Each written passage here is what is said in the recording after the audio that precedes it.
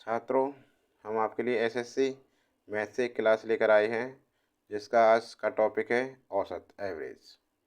पहला प्रश्न आपके सामने है।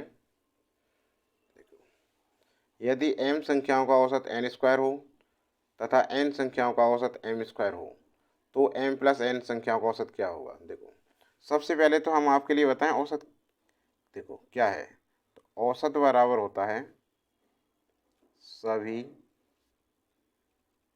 संख्याओं का योग अपॉन कुल संख्या, ये होता है इसका फॉर्मूला।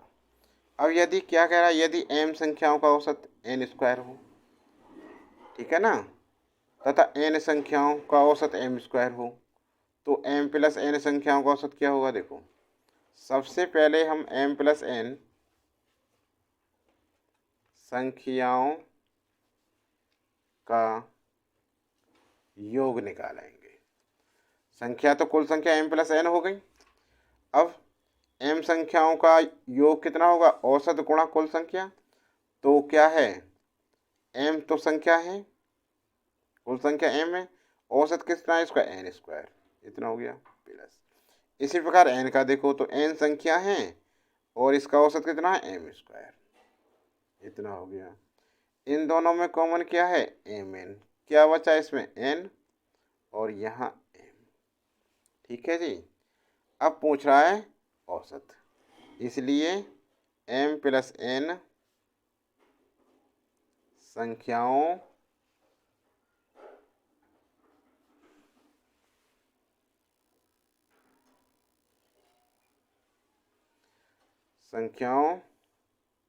का औसत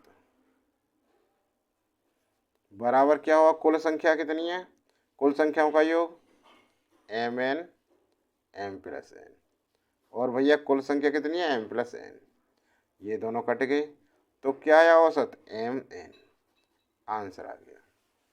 ठीक है, चलो विकल्प में भी देख लेते हैं। तो जो विकल्प बी है हमारा बिल्कुल सही आंसर है। ठीक है ना, चलो इतना हो गया, समझ में आया सवाल। तो आगे बढ़ने से पहले सबसे पहले तो वीडियो को लाइक करें और वीडियो पर नए हों, अभी तक चैनल को सब्सक्राइब नहीं किया तो चैनल को सब्सक्राइब कर लें,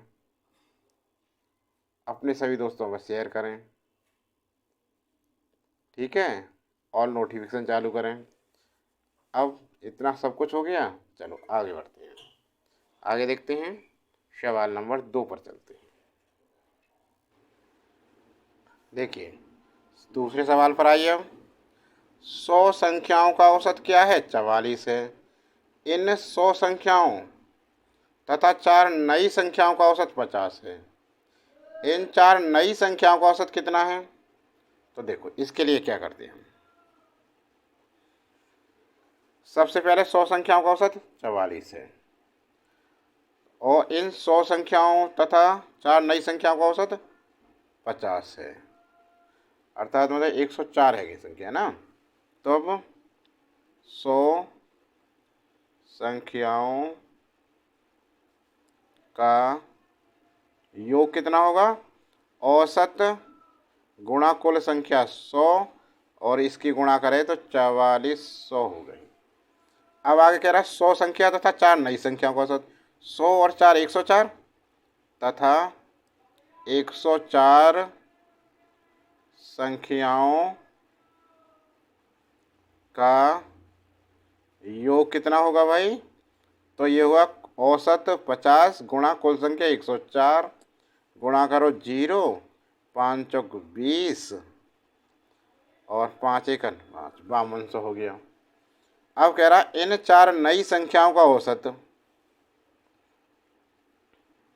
इन 4 नई संख्याओं का औसत। तो औसत से पहले योग निकालेंगे, तो औसत हटाओ, यहाँ योग लिखो, इन 4 नई संख्याओं का योग कितना होगा भाई। देखो, योग कितना होगा देखो, तो ये होगा 1004 में से 100 गए तो 4 आ गई, ठीक है ना। इसी प्रकार 5200 में से 4400 हमने घटा दिए, तो योग कितना आया 0 0, यहाँ 12 हो गए, 12 में से 4 गए 8, या 4 800 आया। 4 नई संख्याओं का योग औसत पूछ रहा है, तो आता है 4 नई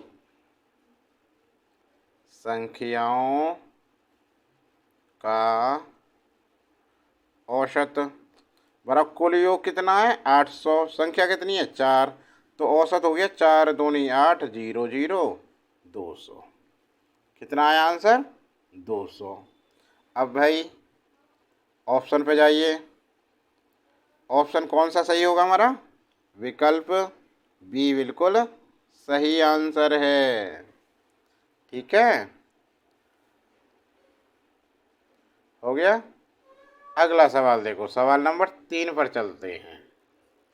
तीसरा सवाल देखिए, अब एक व्यक्ति किसी निश्चित दूरी का आधा भाग 6 किलोमीटर प्रति घंटे की चाल से तथा शेष आधा 3 किलोमीटर प्रति घंटा की चाल से तय करता है, उसकी औसत चाल कितनी है, उसकी औसत चाल कितनी है। तो देखो यहाँ देखो औसत चाल,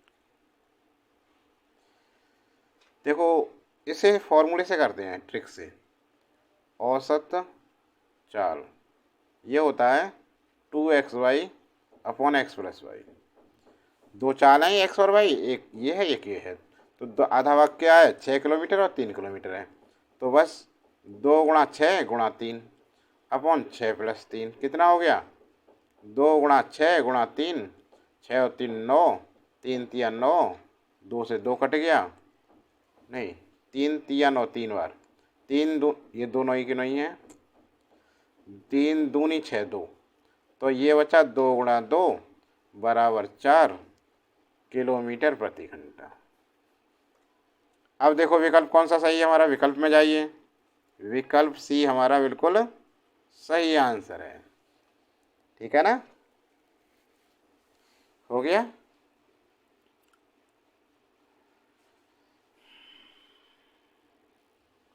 तो छात्रों वीडियो कैसी लगी, वीडियो अच्छी लगी हो तो लाइक करना, कमेंट बॉक्स में लिख कर बताओ वीडियो कैसी लगी आपके लिए। आज के लिए बस इतना ही, अगली वीडियो जल्दी लेकर आएंगे आपके लिए।